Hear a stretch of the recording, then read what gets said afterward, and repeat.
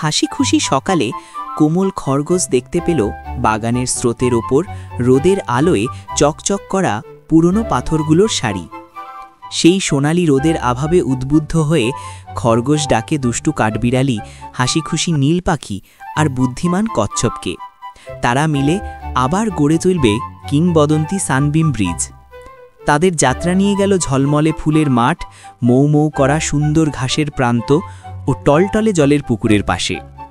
প্রতিটি বাধা কাটিয়ে উঠল তারা দলবদ্ধতায় আর হাসির আনন্দে। তারা মৌমাছিদের পথ দেখালো, ফুলের বাগান ঠিক করল এবং পাতালতায় জড়িয়ে যাওয়া স্রোতের রাস্তা খুলে দিল বুদ্ধিমত্তা আর রোদেলা উদ্যমে। প্রতিটি পদক্ষেপে সূর্যের আলো আরও উজ্জ্বল হয়ে উঠল।